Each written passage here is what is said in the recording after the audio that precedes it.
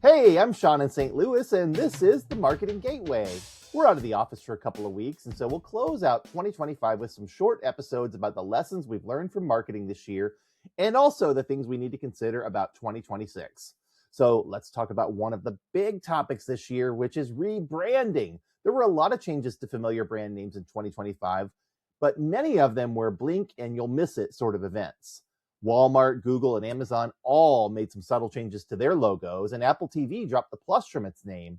Automaker Bentley simplified its winged logo, and Microsoft changed the icons of 10 of its Office Suite products to have a more unified set of curves and gradients. PepsiCo adjusted the potato chip brand Lay's to include some sunlight-evoking Lay's Rays on the packaging. And they also took a stronger stand to let consumers know that Lay's potato chips come from farm-grown potatoes, something that was apparently not common knowledge among younger consumers.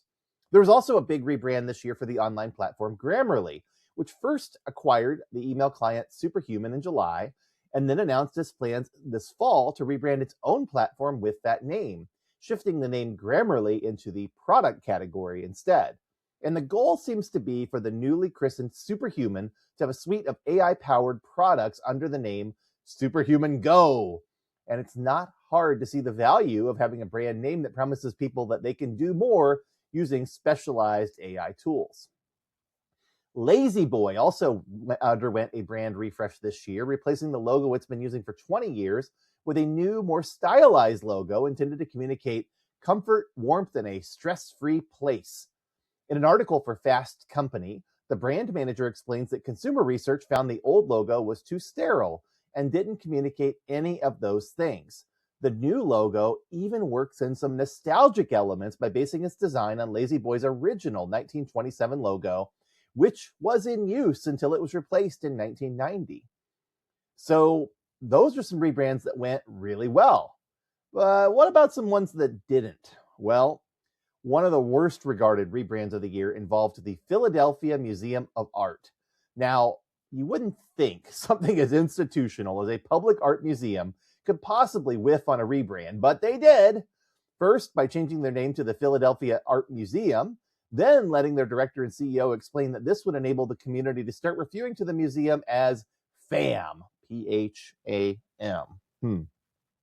Even worse, the patrons hated the new logo, which people compared to soccer team logos or athleisure brands or a dystopian Cold War style propaganda piece. So what went wrong? Well, clearly the museum didn't ask the community for much input, and the leadership has apparently been at odds with staff unions over the last 2 years. There's also the issue of authenticity. Instead of working with local design firms that understood the art museum's place in the community, the leadership went with a New York City design agency called Gretel. Not listening to your external stakeholders and broader community can be a big problem when you're rebranding, and it's not surprising that forcing a new brand identity on people tends to make them complain online. If anybody learned that lesson this year, it's Cracker Barrel, who probably had the worst rebrand of the year, one so bad that they had to backpedal. I won't get into the details, but suffice it to say that Cracker Barrel has been trying to find ways to appeal to younger diners and decided to work with a design consultancy firm called Profit to simplify its logo by removing the elderly old-timer character named Uncle Herschel from the design. This ill-informed decision, led by their new turnaround artist CEO, Julie Messino, was a complete disaster.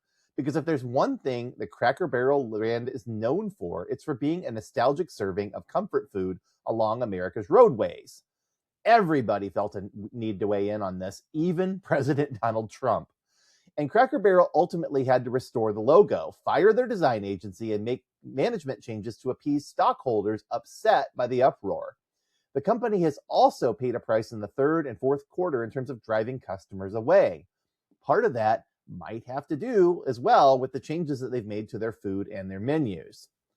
I'm not even sure that they learned their lesson, though. The most recent billboard that I've seen outside my local Cracker Barrel is trying to play up nostalgia for those old triangle peg games they put on the tables.